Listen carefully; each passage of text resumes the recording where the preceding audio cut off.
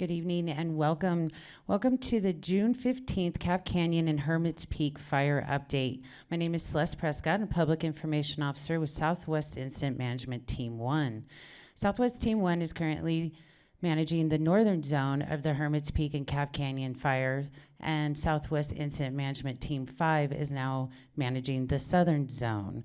We do have quite a lineup for you tonight, but before we jump right into it, I'm going to give you some updated numbers. If you can't see the ticker at the bottom because you're listening to this on the radio or it's too small to read, our current perimeter is our current acres are 335,069 acres, and we are up to 72% containment with 2,150 personnel currently assigned to the incident.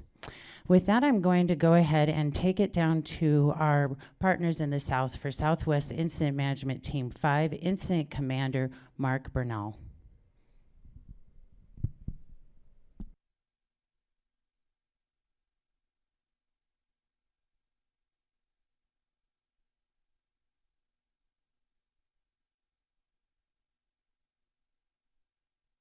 It's been quite the event. We've probably seen the most activity in that 36 hours than pretty much in the most activity in the last 30 days is kind of what we're thinking. So that just contributed to those red flag conditions, high winds, low RHs, and high temperatures.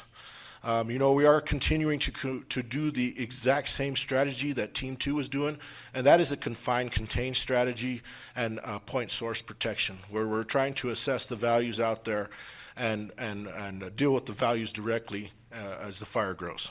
So with that being said, I know folks are seeing the column, the activity the past few days, contributing that to the, what's going on with that hot and dry conditions. So with those hot, dry conditions, of course, that activity on the west side, that is pretty much all in the Pecos Wilderness. So I won't go into further detail with that, but once again, I just wanted to welcome everyone to tonight's public meeting, and we'll go ahead and go right into it with Marcus.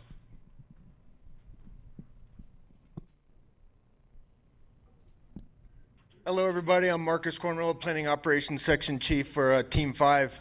We'll briefly talk about our repair work, and then we'll get into the suppression work. So here you see a repair map. We're basically working from east to west. We have most of the work done in Mineral Hill and all of the work completed primarily out in the Las Vegas area. I got a statistic, it's for the whole fire, but we got about 572 miles of dozer line on the entire incident, north and south zone, and we've got about 148 that's been completed and inspected. So for the whole fire, we're sitting at about 25% completion on our dozer work. So we continue to work. We're starting to work in this Buddy S Peak area and making progress up north towards Pecos here. So we'll jump over into our fire suppression. We continue to monitor this Bear Creek area fire that's just south of the Trumpus fire scar. And really, like Mark said, we have the same strategy that Team 2 did to protect our values at risk down here in the Highway 63 corridor. We do not want to fire this if we don't need to. There hasn't been a lot of movement in this piece of the fire, and so it's just monitor, fire if need be. We obviously have some changing weather in the future that could put a lock on some of this country, but we have it all plumbed, ready to go if need be, and those crews are just in there monitoring, starting to do a little suppression repair where they can. Moving up to where we had some of the activity. So this right here by Helispot 252, 251 is where this piece of fire that's blown out to the north started. And it was a couple of spot fires when Team 2 was still here that had gotten across Moore Creek. They had some firefighters go down there and attempt to suppress them. It was a super windy day, could not get aircraft in there to them, tried to go direct on them with some pumps out of Rio Mora. Were unsuccessful down there, had to pull back up to their line up here on top of Hamilton Mesa. That fire gained some momentum and speed and made the first push kind of up in this Rio Mora big finger up here. And that was that first column we saw about 2 days ago. And then the column we saw yesterday just grew on that, got another piece of alignment that came into the Rio Valdez and basically came up paralleling Hamilton Mesa and pushed up here north to Vallecitos. So that was the piece of fire we saw in there. So the Division India, we are, Mark talked about a confined contain strategy. I'll get to that in a second. Basically, here in Division India South, it is a full suppression strategy. So we'll contain this fire where we can. If we don't need to put folks in here, it's too big to go direct in this country. We'll fire it if need be. If not, we'll monitor and let the rains hit this country here. But the confined contain strategy is really this piece north.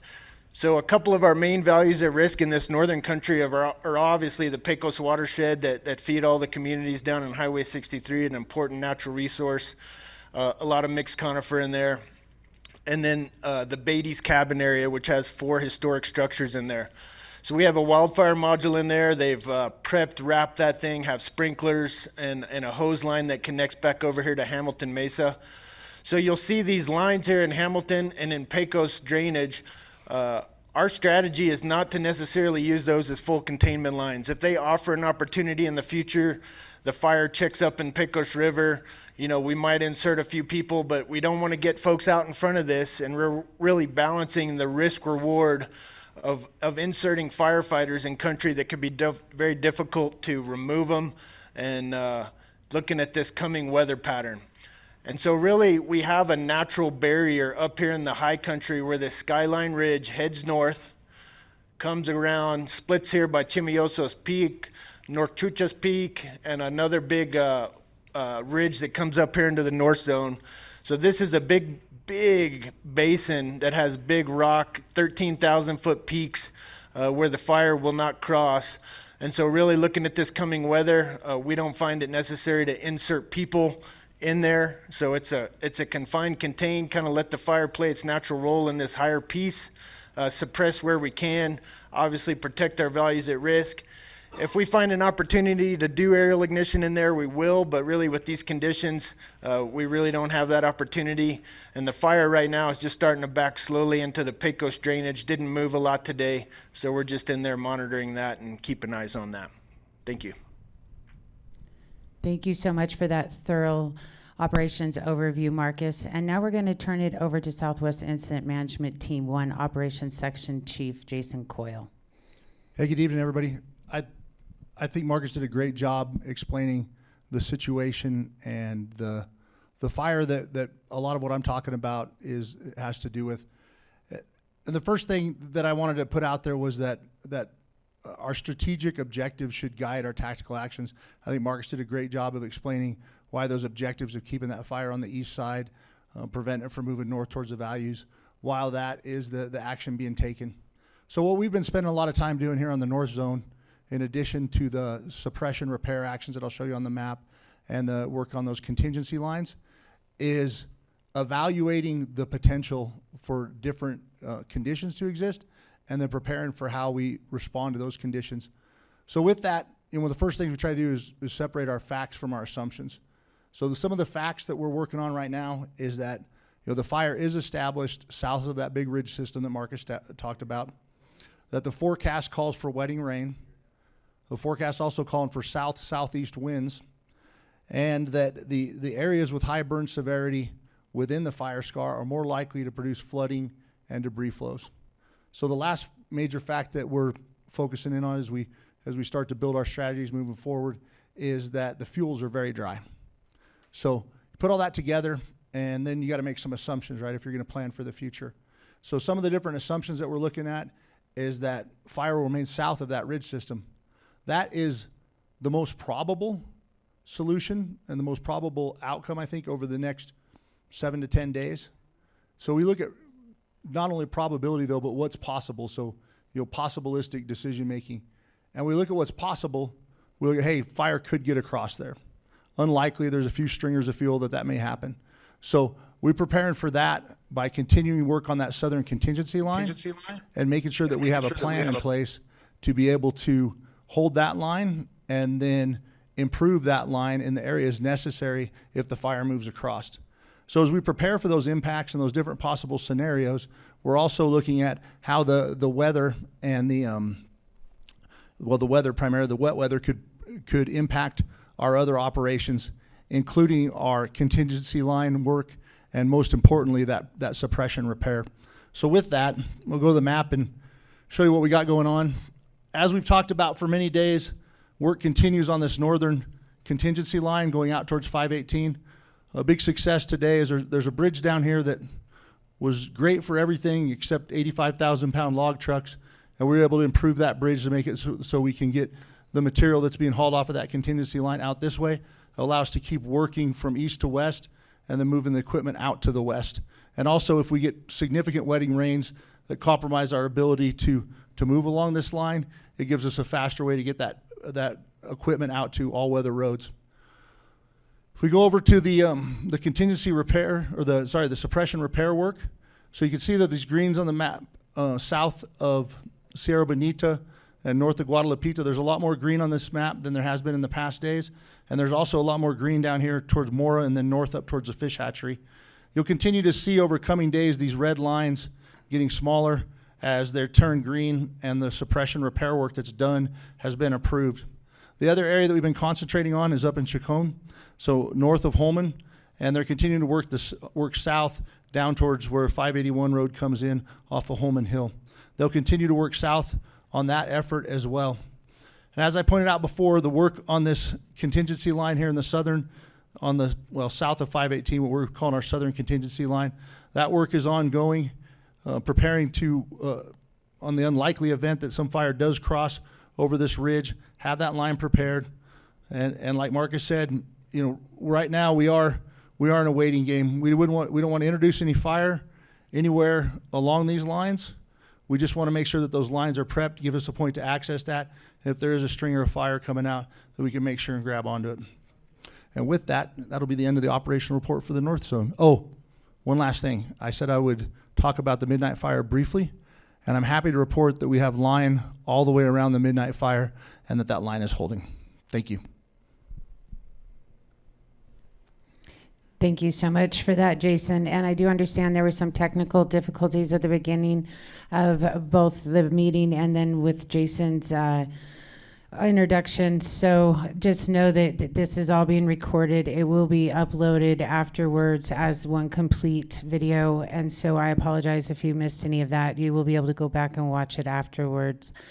And so now we're going to take it back down to the south to the fire behavior analyst, Anthony Gonzalez. Hey, good evening, everybody. It's actually Arthur Gonzalez, but we're separated, so I can roll with that. It was close enough. So my job on the fire is fire behavior analyst, so appreciate you all taking time this evening to join us. And I'm expecting that there's a whole lot more folks on tonight because we've seen a lot of smoke over the last 2 days, right? So just when folks are thinking things are going well, all of a sudden over the mountain comes some smoke. So we want to talk a little bit about what's going on, what's happened the last couple of days, and kind of what we see going into the future as it relates to fire behavior. I'm a very visual guy, so I want to use some graphics and talk about that to try to help paint that picture for folks. Believe it or not, this fire is so big, I actually had trouble trying to download the entire perimeter. And so what I want to do is I want to really focus in, hone in on these areas that have been active over the last few days. And so we can talk real specific about that. So what you're seeing up on your screen now is just a portion of the entire fire perimeter, just a portion of that. And this is the progression map as the fire's kind of been moving around. Just point out a few things the green color, is more of the past. As we get towards the red color, it's more recent. And so you can see some of the dates on there. One of the key things I want to point out is look at the spacing between the lines as we were in mid-May. Mid-May, folks were seeing, just day after day columns, just smoke production, heavy smoke production around here. And then as Mark had mentioned, around the 16th, it really started to slow down. Got a little bit of precip around that time there. And then from the 16th on, as we get to the 19th, 29th, 30th, as we move into late May into early June, you can see these lines all start to squish, get real close. So that's why we hadn't seen a lot of smoke lately. This fire kind of had kind of crested over and started backing down the west face. That's backing downhill. Fire moves a lot slower backing. And then the weather really hadn't provided conditions for this thing to really get up and move. And so what I want to do is I want to focus on this neck of the woods over here. So you'll see we get up to the 11th. There's actually a 12th perimeter on here, but it's super tight, real close. So I want to focus on this area and kind of talk about what's happened over the last couple days. So if we could switch over to the next graphic here. This kind of paints a picture. This is the hot, dry, windy index. Don't worry, there's not a test, so you don't have to look at all the numbers down at the bottom. What I want you to focus on is just look at the spikes over here. So as we got in towards this mid-May, when those lines starting to tighten up, you can see this hot, dry, windy, which is just the atmosphere. Fire likes hot, dry, windy, right? And so the lower this number is, the less potential that we see in fire behavior. So you can see this stuff started to slow down. We had a couple spikes in there, but nothing real significant, stood pretty moderated. This is where folks probably started to think, this fire's maybe done and haven't seen it in a while. But I'll point your attention to these few spikes over here. These are the forecasted for the 13th, 12th, 13th, and the 14th. That's these 3 consecutive peaks right here. Those were forecasted coming at us. Those folks watched this thing coming. These first 2 spikes were actually red flag days. So the day before and yesterday, red flag day. So hot, dry, winds in excess of 25 miles an hour. So this is what I want you to focus on for weather. So let's flip over to the next slide. Here's some Google Earth images. So the red line there is the perimeter on the 12th. And this kind of ties back into that first graphic we had. So on the 12th, you can kind of see where the fire's sitting. It's coming back downhill. If you remember that first graphic, there was not a lot of movement in those few days. So if we can switch to the next slide. So here's the 13th, and this is where folks really started to see the smoke. And if you can follow me with the cursor. What happened here was this fire got established just across the creek in Rio Mora. And what happened there on that day, we had a red flag day, high winds, sustained all day long. I believe we measured up to 63 miles an hour at some of the raw station. Those are winds where you can't even stand up against, right? So that stuff, we had the wind there. We had the weather. We've got the fuels. This is all high elevation mixed conifer. Heavy, thick timber stands up there. It's all burning above 10,000 feet. And now what happened is this fire just crept down the hill over time. It finally crossed this drainage here, and now it's got upslope. It's got uphill alignment. It's got wind behind it, and it's got a ton of fuels out there. And folks know how dry it's been around here. So all 3 things line up. We basically had an extreme alignment of the fuels, weather, and topography, everything that fire needs. That fire pushed back to the northeast just over 5 miles on the 13th. And I was watching one of the transitioning teams' public meeting, and they were asking, well, if we had that much smoke, how is it still at 70% containment? So if you look at this right here, this fire actually burned back into itself. So we didn't really create a bunch of new perimeter. It didn't shoot out one to the west. It actually burned back towards itself. Okay, and if we can switch over to the next slide. So the following day, this fire was well established in Rio Valdez, and that gave it the same conditions. The winds were similar, same conditions as the day before. And what we had here was a 6-mile push. So the last 2 days have been a 5-mile and a 6-mile push. Fortunately, these things are going back into the previous perimeter. As Marcus was talking about, not a lot of need to go chase stuff out here. That's the good thing. It put a lot of heat out there. So those were the last 2 days. Still seeing some smoke today, but definitely not as prominent as the last couple days. You switch over to the next slide. So this is the photo I took on our flight earlier today. This is the west edge of the fire here, backing down in, that's the Pecos River drainage right there. So it's now backing. So that's kind of gotten to that alignment that we've seen over the first part of June, last part of May. Now it's just backing downhill. Still a lot of activity when you have 11 miles of fire perimeter added to the line here. It puts a lot of heat out there. So it's definitely not gone out, but it's now turned into a backing fire. So it's starting to slow down, but you can see it's very active up there. It's going to produce a lot of smoke. So if we can flip over, so that's kind of what's happened over the last couple days. So now what do we expect to happen? Here we are today, kind of a last day of some significant winds, hot, dry weather. We're still going to be a little hot and dry tomorrow, but we're going to bring the winds down. We'll start to get a little bit of cloud cover, start to shade. So you'll see that 30-day that I showed here. Now this is the forecast coming at us. Today, hot, dry, windy.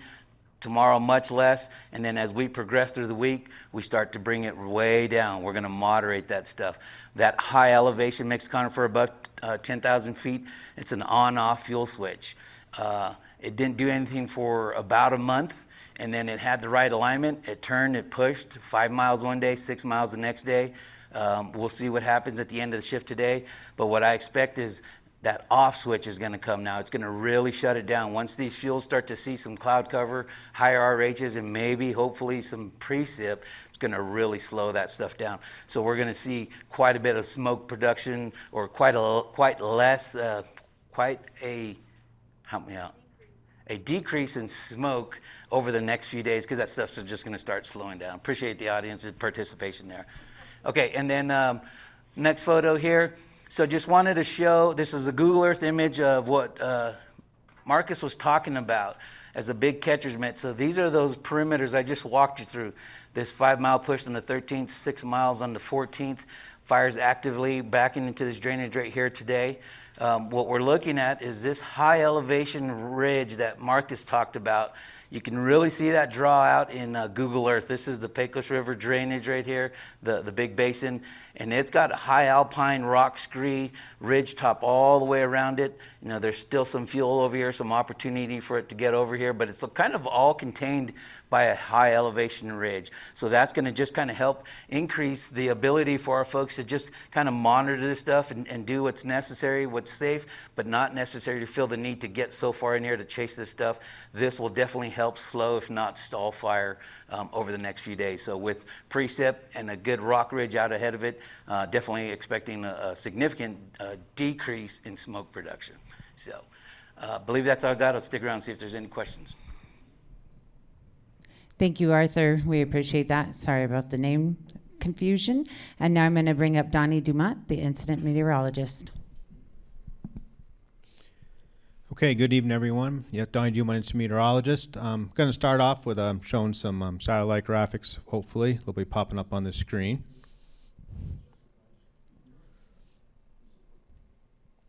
All right, so this is, I guess, a space eye view of what happened this afternoon. A couple things I want to show you before we move on real quick here. Is you notice the fire activity across Arizona and New Mexico. And the reason you notice that is because it's super dry. We talked about the super dry air today, and that's very visible in the sense that there are absolutely no clouds.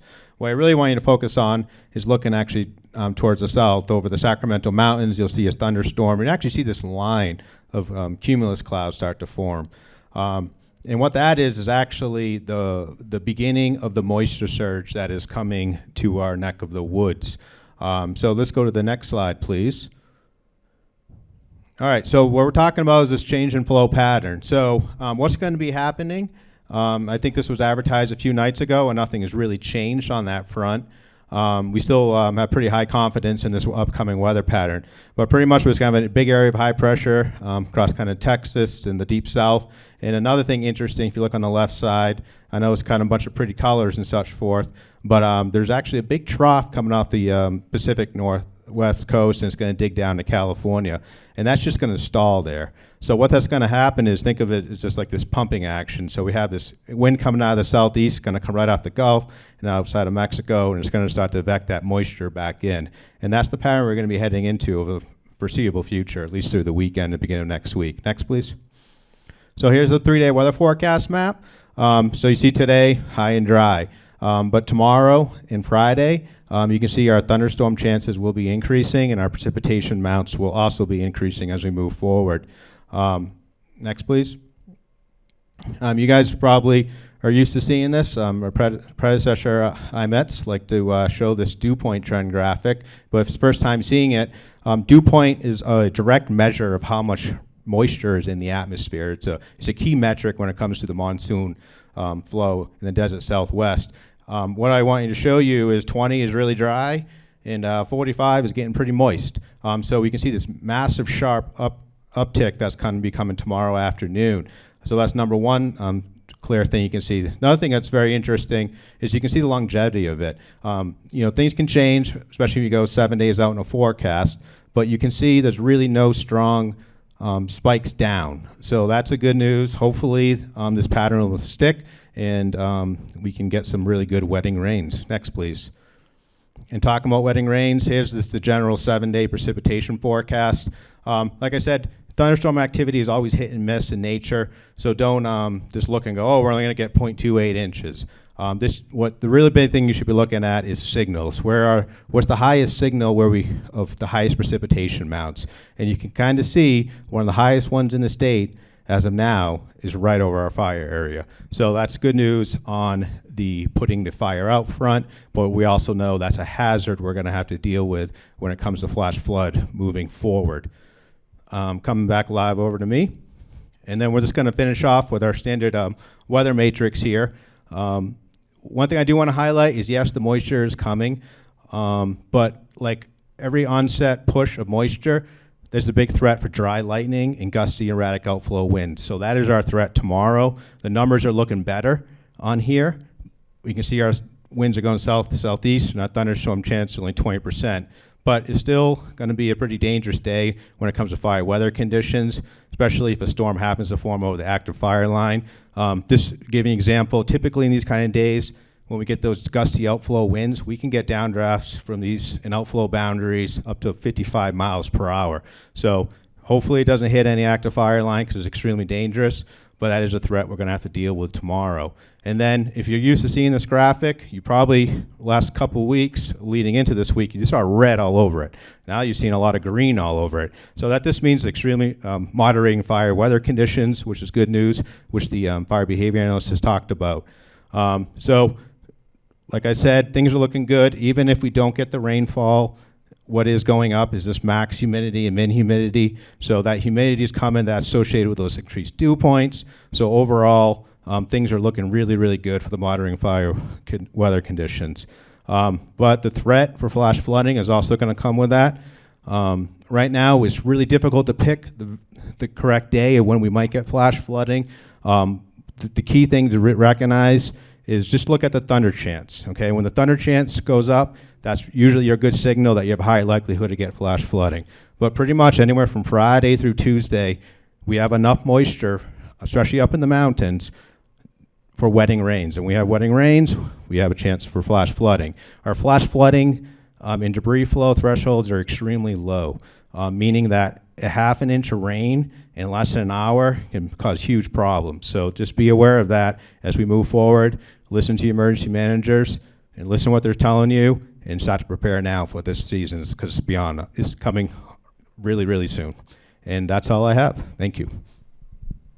Thank you, Donnie. And we're going to turn it over to New Mexico's Environmental Department Representative, Peter Garcia. Good evening, and thank you, ma'am. Appreciate it. As she stated, my name is Peter J. Garcia, Sr., and I'm with the New Mexico Environment Department, liaison to the Debris Management Task Force. And first off, I'd like to thank the outgoing incident management team and welcome the incoming incident management team. And what I'm here today to discuss with you is the option 1, the right of entry forms. And we're asking folks to please go in and fill out your rights of entry for the state and federal government to go onto your properties to remove any and all debris as a result of the wildfires. We are having a workshop and community meetings in both Mora and San Miguel counties this coming Friday. And there will be members of the Debris Management Task Force available to assist and facilitate individuals in completing their rights of entries and also to answer any questions you may have. And the workshop will be again this Friday, June 17th, 2022 at the Mora County Senior Center. And the address is 13 Courthouse Drive in Mora. And that's, I guess you could say, in between the county complex and the district court in Mora. And that workshop and community meeting will be from 9 a.m. to 12 p.m. Following that, also on Friday, this coming Friday, will be the community meeting and workshop at the old Memorial Middle School, and that was, or still is, the Disaster Recovery Center for FEMA. And that address is 947 Legion Drive in Las Vegas. And that meeting will be and a workshop will be from 1:30 p.m. to 4:30 p.m. And we're asking folks to please, if you have any questions or concerns or request assistance in completing the ROEs, to please attend those community meetings and those workshops. There are flyers that have been created by the Debris Management Task Force that are available on the county, Mora County and San Miguel County websites and the Facebook pages.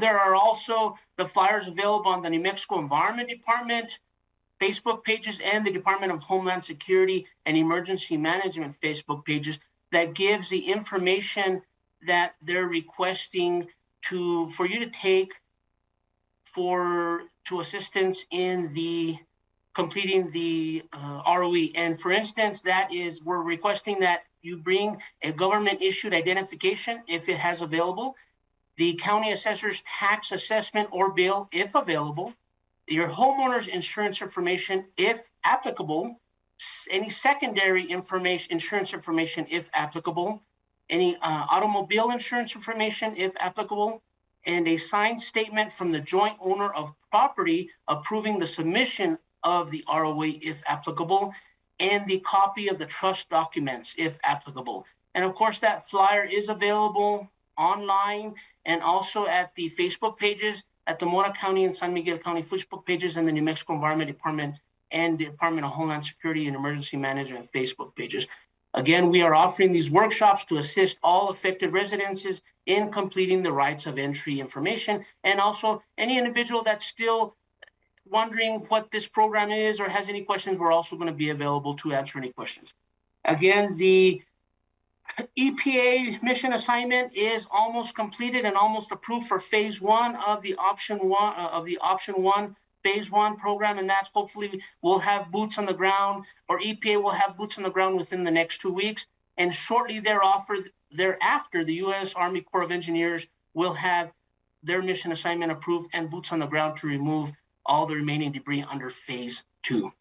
And the website, again, for the Department of Homeland Security is www.nmdhsem.org/2022-wildfires. And there is also a 24-hour, 7-day-a-week hotline, and that number is 1-800-432-2080. And we're looking forward to seeing you folks again this Friday, June 17th in Mora from 9 a.m. to 12 p.m. at the Senior Center, and in Las Vegas at the Old Memorial Middle School from 1:30 p.m. to 4:30 p.m. And we're asking you folks to please put the burden on the state and the federal government to clean up your properties. You've already gone through enough. Allow us to be there. And again, I know people have heard the cliche, I'm from the government and I'm here to help. We are from the government and we are here to help. And we ask that you folks please allow us or put that burden on us. Again, have a good evening, and thank you to all the men and women of the firefighting and incident management team and law enforcement, and have a good afternoon. Pasa buenas tardes, le de Dios. Thank you, Mr. Garcia. And we did drop all of those phone numbers and links into the chat. We're going to change the meeting this evening a little bit now. And I've got our incident commander from Southwest Team 1, Carl Schwope, to explain the change. Good evening, Carl Schwope, IC here on the North Zone. Over the last 60 days, this fire has presented some unimaginable challenges. Challenges to the firefighters, but challenges to you. Some complex weather systems, topography, fuel conditions, some of the most challenging we've seen. As we move forward, you've seen some of the weather changes that are coming. And these weather changes, while may decrease the fire behavior, they're also going to present new challenges. And so I do have an ask, and that is, even though as you see some of the rains come in and the fire behavior laid down a bit, the new challenges is going to be flooding, and catastrophic debris flows. So with that, we have some information to share with you tonight to kind of help explain what these debris flows would look like. Thank you, Carl. And we're going to turn it over to Phoebe Suna, who is with High Water Mark, to explain what you might see out there during these high water flows. Thank you so much. And just to make sure, my name, good afternoon, good evening, everybody. My name is Phoebe Suina. I'm from New Mexico, from a pueblo called Cochiti Pueblo here along the Middle Rio Grande. And I have been honored to address everybody and share some of our experience on the East Jemez Mountain area regarding post-wildfire flooding.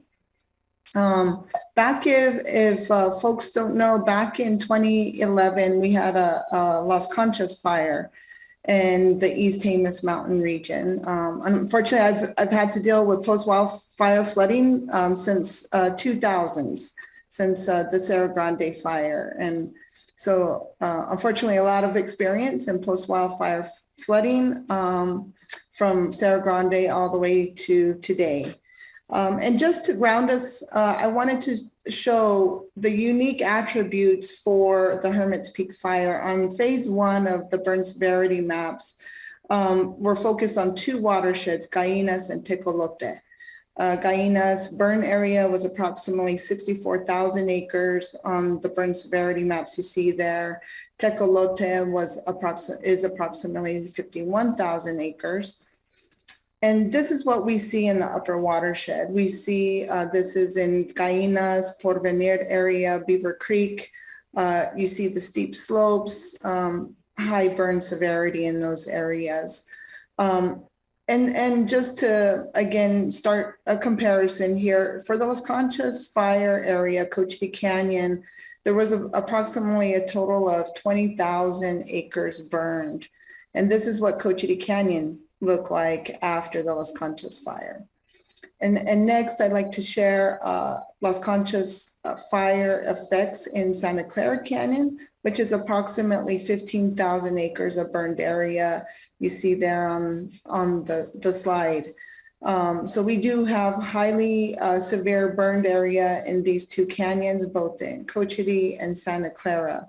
And why I bring that to your attention as we look at a picture in Santa Clara Canyon of high moderate burn intensity on the landscape, I want to just share these examples as we enter the next few days.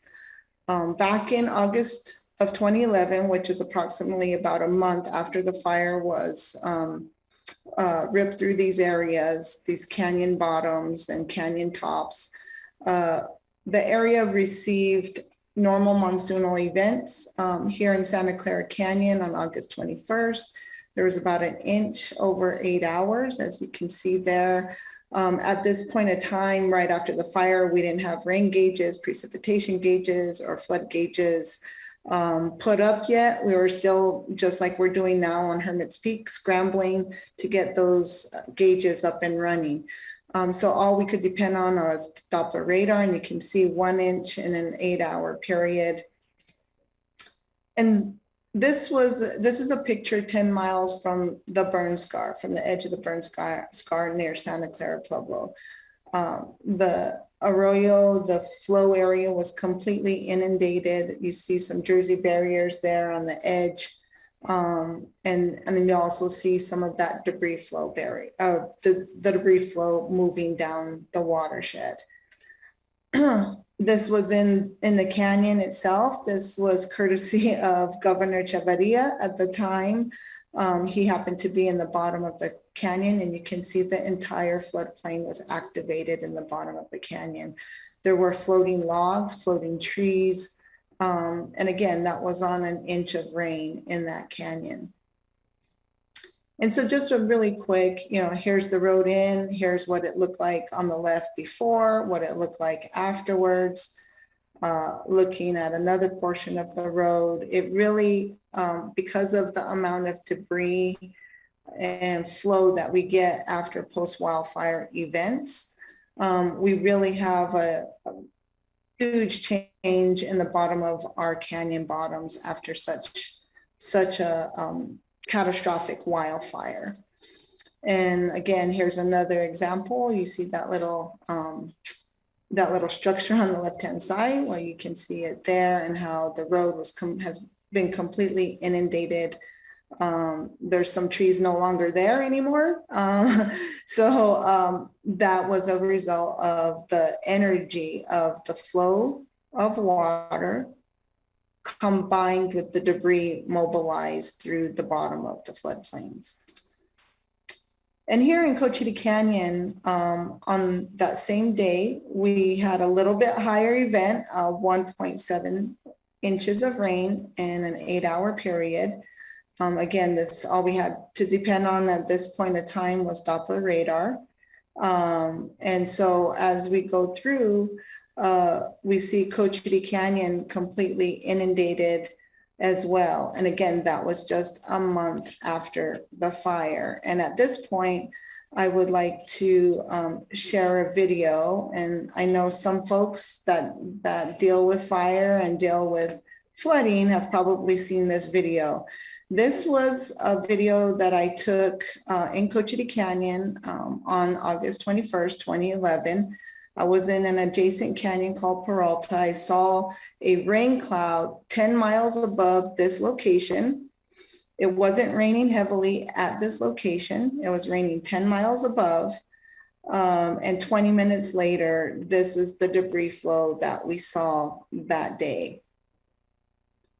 So we saw from this stream, which is normally 5 to 8 feet in width, and just for to wrap our mind around, it turned out to be about a football field full long of debris and flow coming down Cochiti Canyon. And this, it's sustained. You can see large debris coming down, even live trees that were live, then being hit, continuing to go and flow down the canyon. Those Jersey barriers that were lining the channel, as you can see, are no longer there. I know I've personally been asked a number of times, do Jersey barriers help? Do different mitigation measures help? The one good thing in these instances, which is a little bit different than what we have in the Hermits Peak situation, is that in this Cochiti Canyon, other than the apple orchard folks, there was nobody else in the bottom of these canyons. It was just the apple orchard, the family, and so it was just basically one set of household that we had to make sure we're safe on that day and coordinate with them on the notification. And in fact, I was able to get a hold of one of their contractors who was helping them kind of prepare for the flooding. And thank goodness his name's Martin. I got a hold of him, and at least they had some kind of indication that there was a rain event. Otherwise, at this point of the canyon, they had no idea it was raining 10 miles above them. And so again, I just want to reiterate, those are examples of what I've experienced, what we've already experienced on other fires that have been catastrophic, meaning we've had a severe burn, high severity or moderate burn in these watersheds. And I just want to again point out couple of unique aspects is Gallinas in the burn area is approximately 64,000 acres. Tecolote, 51,000. And just remember, those two example canyons, one was 20,000 acres and one was 15,000 acres. So you can see the magnitude is a little bit greater on the Hermits Peak fire in our watersheds. I also want to just reiterate that unfortunately, what we do see is severe burn on these slopes. Here's up north and above Mora in Rio La Casa on the right-hand side. That particular watershed was severely impacted by the fire. We had high burn severity as well as gallinas. So again, just to be aware, what does that mean? Having been in watching dozens of floods after post-wildfire, please be aware of the weather, be aware of the rain. As we enter these next few days, as the meteorologist shared with us today, there is a chance of rain. And unfortunately, we cannot predict exactly where that rain will fall. Will it fall in the Gallinas watershed or Tecolote or in the Rio La Casa? We just don't know. And because of the unpredictability of our monsoonal activity, we can also, it's unpredictable. It could rain in the watershed and it might not rain on a burned area. It may rain on an unburned area within the burn scar. And so it's really difficult to predict. And I just want to reiterate to be aware if you are in the bottoms of the canyons, if your properties are in the bottoms of the canyons, which was very different than what we had in some of those areas that I showed earlier in examples. And if you are, know your high points around you.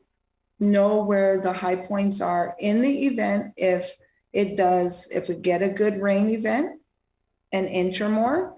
And one of the things I have on this slide is smell, noise, and visual senses are very important.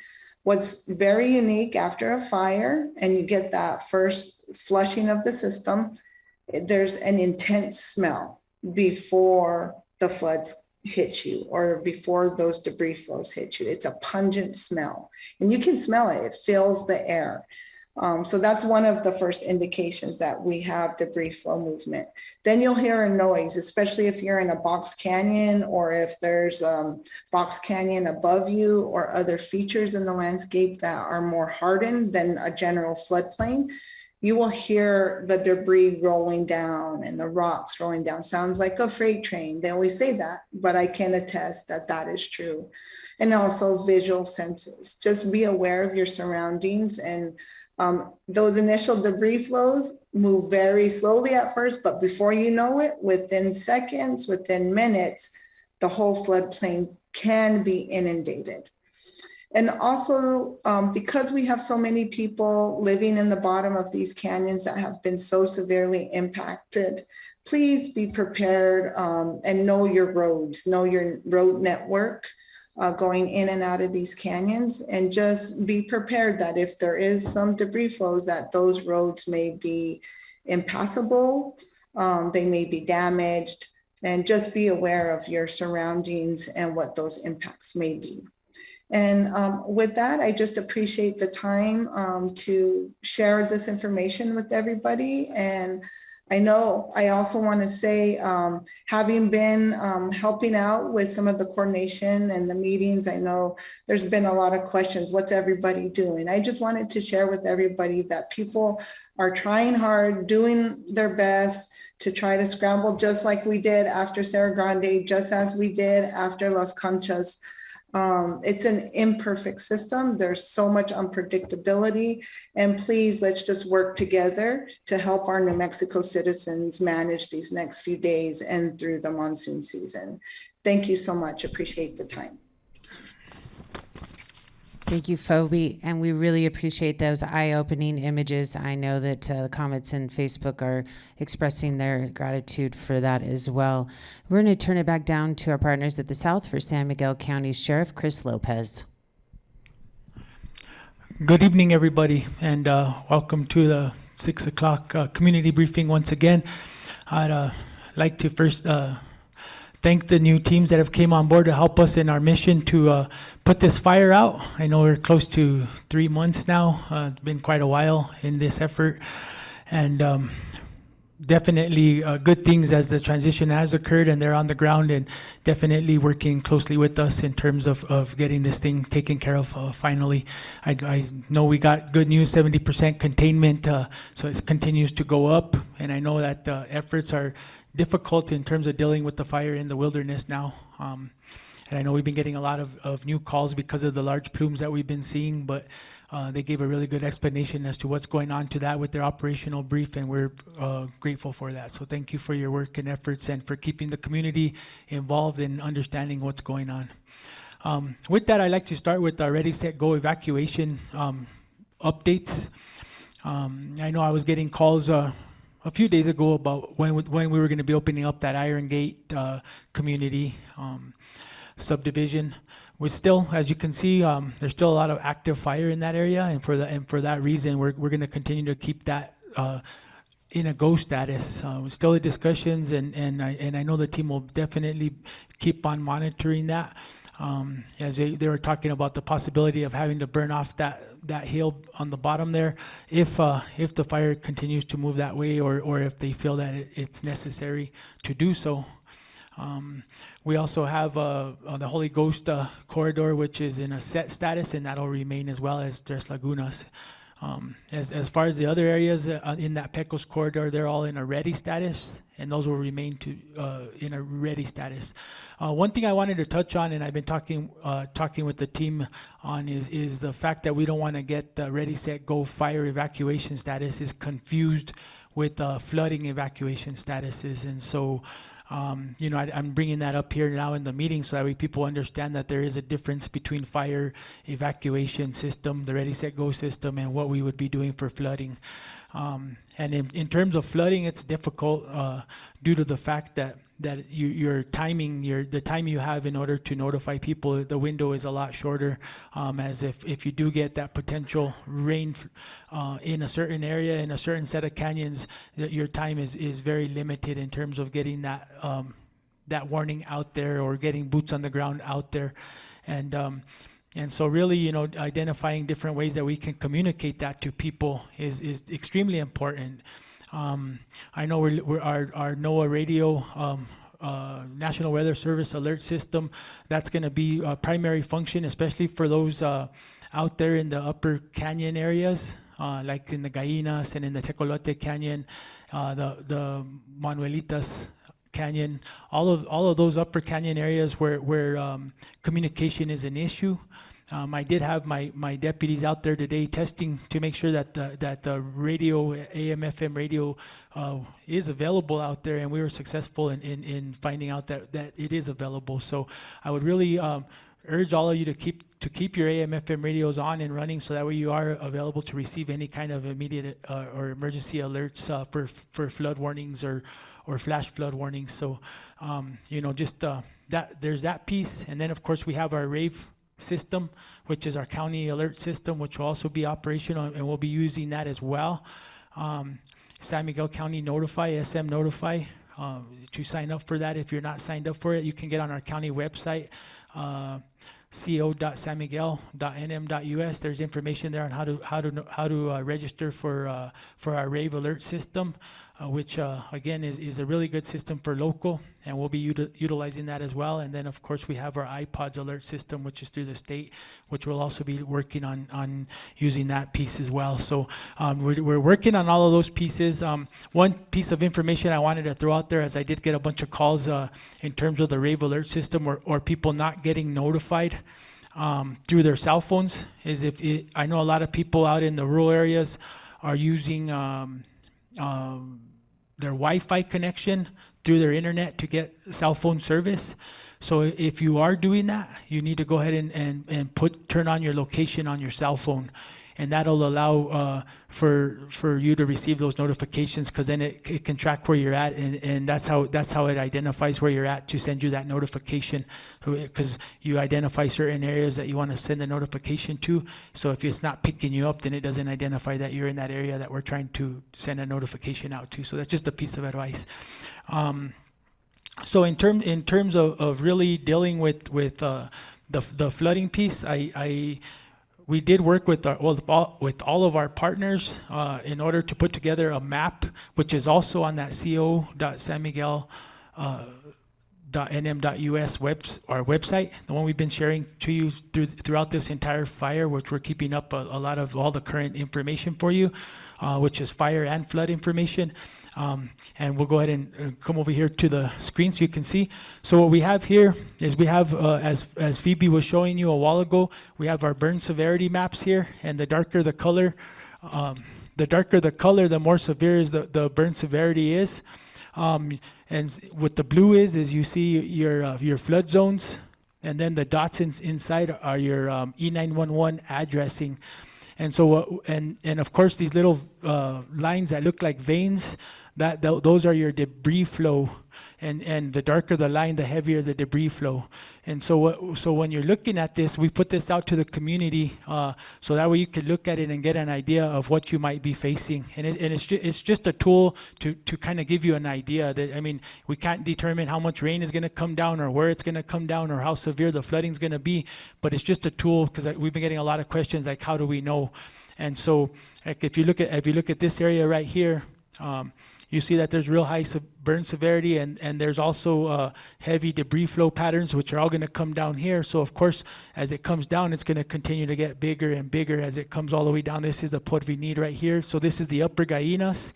This is the Porvenir Canyon, and so you can just see the impact and the heavy burn here, the high severity burn areas that are all in here. So that tells you that it's going to be really severe, kind of like what the pictures that Phoebe was showing you. And so you can anticipate that if you live within the flood zone, within this blue color here, or near it, you should really be preparing yourself and be expecting or anticipating that you might be affected by the flood. And so that's a really important piece there for you, and we wanted to make that available to you just so you could look at it and kind of really study the map and get an idea of just how impacted you might be, because there is other areas in here, like this area right here. You see very light severity burn, and not really too much debris flow, so this area might be okay. But if you come down here further, you see high severity in here, which is it's not too much, but as it comes down, and there's a lot of homes within the floodplain there, so within the flood zone. So of course, those are things that you got to kind of identify and look at, and that's just a tool for you. So really preparing for that and really knowing that this is something we're going to deal with throughout the monsoon season. As you've seen in past years, it's really hard to tell if we're going to have one or not, but it really looks like it's starting off like we're going to have one. And this weekend's going to be the first test of that. And so if we are seeing these patterns and these long-term or our weather forecast, our long-term weather forecast, just keep an eye on that day to day and really pay attention to that next day. And if you don't have to be there, if you can go out and do something for the day or during the time that it's expected to hit, go do that. Get out of harm's way. Because as you've seen in the past, as we dealt with in 2013, that was a little bit different with the flood that we dealt with, because it was several days of rain, of a steady rain, and we got those floods in the Gallinas and in Tecolote, and we had to deal with that. But this is going to be flash floods, rain events that come through, and a piece that people really don't think about is the water and the debris is going to cause a lot of issues and problems immediately, and then it dissipates. But that's going to cause a lot of problems with egress and roads and accessibility. And those are things that I want to bring up because if you have the opportunity to get out beforehand, to do that. That way you don't get stuck up there, because depending on how bad it destroys our infrastructure, our roads, or our crossings, our bridges, our low water crossings, our culvert crossings, is really going to determine how long it takes us to get back in there to get you out. And those are just pieces that I want to touch on. So we have identified the Las Vegas City Recreation Center as an evacuation point if we do have to open one in terms of what's coming. So just know that that's a place to go. Also, look at escape routes for where you live, because there's different, usually where you live, hopefully there's 1 or 2 or 3 different ways to get out. And if those become compromised, have a plan what you're going to do and how you're going to get out. And if you can't get out, have a plan for staying somewhere safe within your home, or if your home's not safe, maybe a neighbor's home or a family member's home that lives nearby that is in a safe area. So it's just really sheltering in place, or getting to high ground if you have to, just really having all those plans in place. I know we've been sharing some of that information out on our county media releases, and also we're going to continue to put that information out. It's extremely important that you understand that. So just know that we are working hard to to get through this, and we'll continue to provide you updates as it comes to us. And one last thing I wanted to mention is our sandbag operations. We have 5 different sites for you to pick up sandbags. That's at the county yard, on Airport Road, at the Sapio Rosiala Fire Station, in Mineral Hill, San Jeronimo, and missing one more. In La Placita Fire Department there in Gainas. And so, and their sandbags, as much as you need, you can go pick them up. We're still working on that mission, and we'll continue to provide sandbags for the community as needed. And we'll also be putting out some information on how to deploy sandbags here in the next couple days. So thank you for your time. Thank you very much, Chris. And with that, we have hit an hour, so we're going to have to go ahead and cut the meeting off because we do have another very important planning meeting to get started. We will have another one of these briefings for Hermits Peak and Calf Canyon on Friday night. And if you're interested in the Midnight Fire, we will be doing one at 6 p.m. tomorrow evening as well. Please stay safe and keep up your situational awareness out there.